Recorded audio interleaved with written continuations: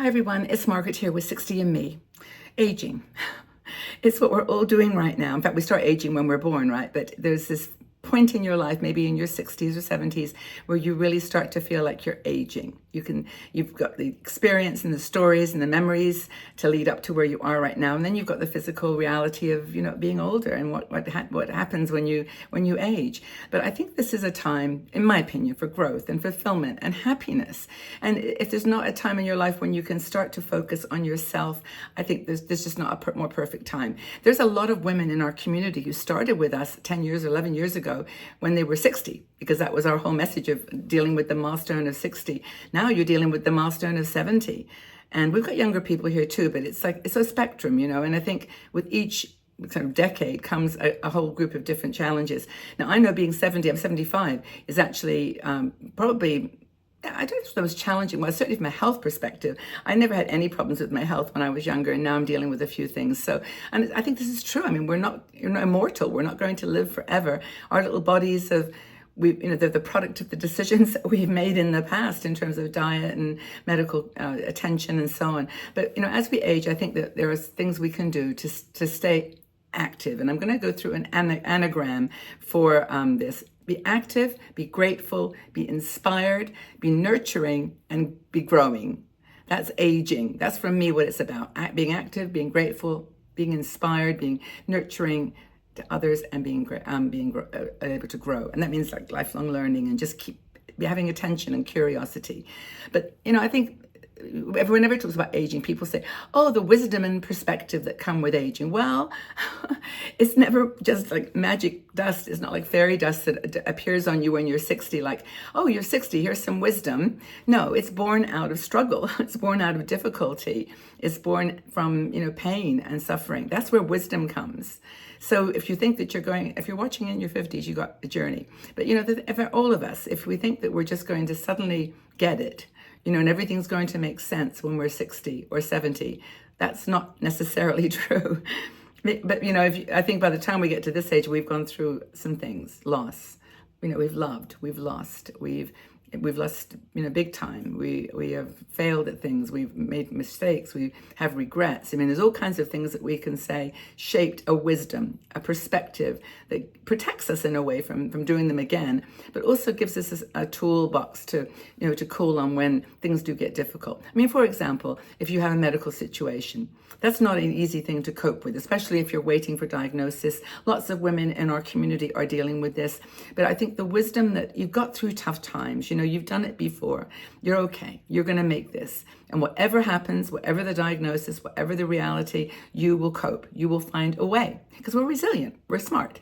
We do it. And if we just do our best.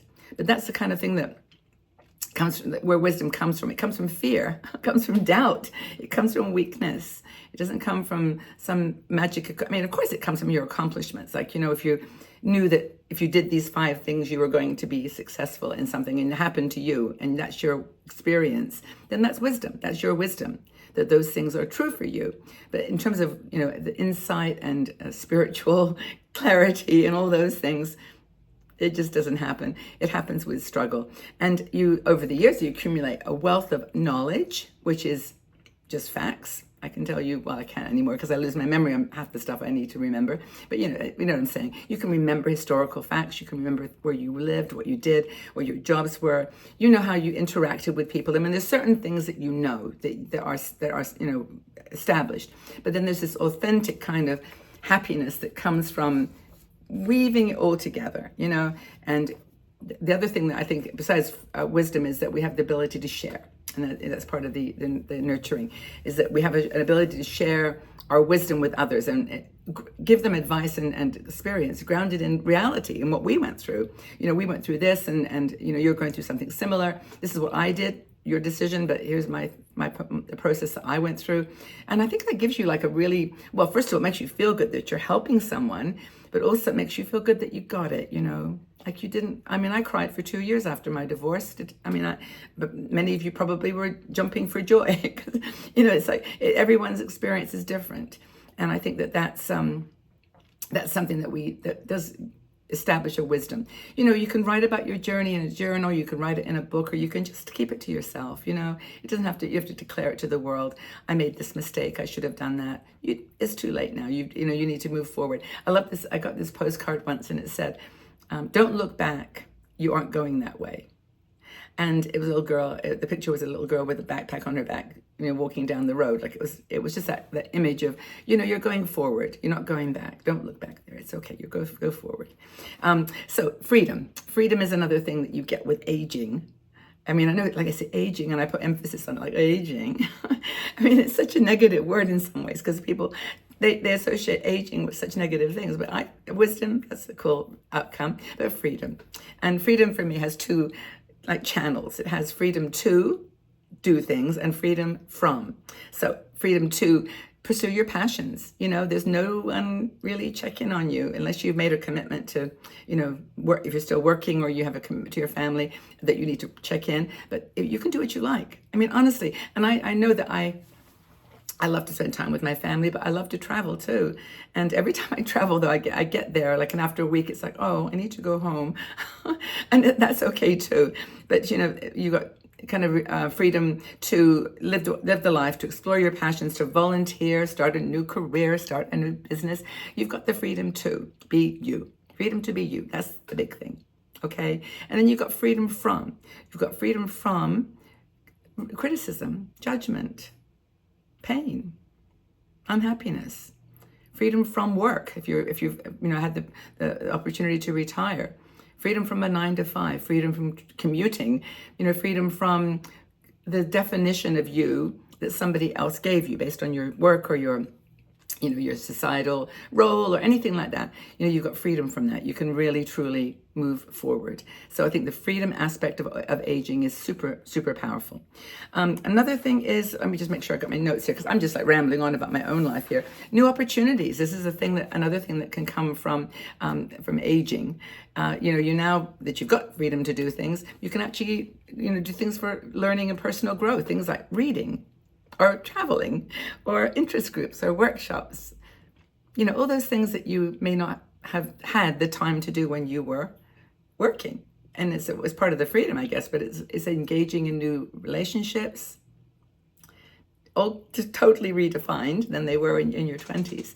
And then, you know, other things like the travel that I mentioned, and, you know, keeping your life exciting and dynamic. Another thing that I think you get with aging that is really enabling us to embrace it is community.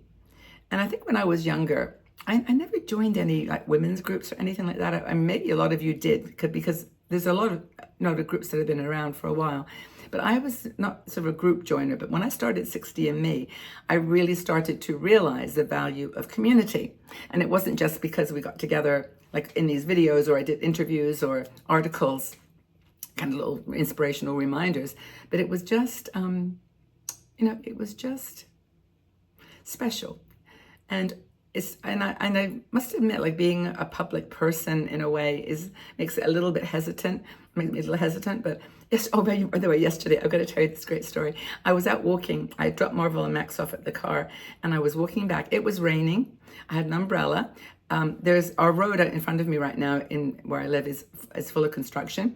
So there was a whole line of cars and people wait for the crosswalk and people are walking across. But this woman was like waving at me like this. And I went up to her car, I had my umbrella. I said, hi. She goes, I love your YouTube channel. I went, oh my gosh, hi, what's your name? And there were cars like all behind her. Like she couldn't stay. She goes, Jane, it's Jane. And then she waved and off she went. She was English speaking, and I was like, okay, I'm in Switzerland, and somebody just pulls up a car and says, I love your YouTube channel. But Jane, if you're watching, it was really special, and I was so grateful. It put a little glow around me. But community, again, it strengthens connections, not just with friends like that or strangers or acquaintances, but your family. You know, okay, leave everything behind that's held you apart. And I know we've got a lot of women in our community who are estranged from their children, and that's tough. But if you're an active member of a community, even like 60andMe, and I know I mentioned it several times, but our Patreon group is really cool because with, like, you know, we have 250,000 plus on YouTube. We have a smaller group called Patreon, and there you can join $3 a month, and you can sort of help us financially because we don't charge any membership fees or anything, or you can just be there for the live shows that we do. And people are meeting each other in real life. They're going on trips, on tours, and we're actually organizing some tours too that tend to get sold out before I even get a chance to announce them to that Patreon, because of the Patreon group getting the first option. So it's just a way to say thank you to those people that, help us be successful over the last 11 years. I mean, not that you are as well, just watching and being here is very important. But anyway, community. What else have I got here that I want to talk about? There were 5, I think I said, but self-acceptance. Well, I did talk about that. You got to love yourself. And that's one of the gifts that you get when you are older and aging. You get the chance to just like yourself. Hey, you're not going to change that dramatically. You can change your eating habits, or you can change your exercise. You can change the clothes or the way you do your hair. You can change stuff, but you know to know yourself and embrace a positive outlook on life.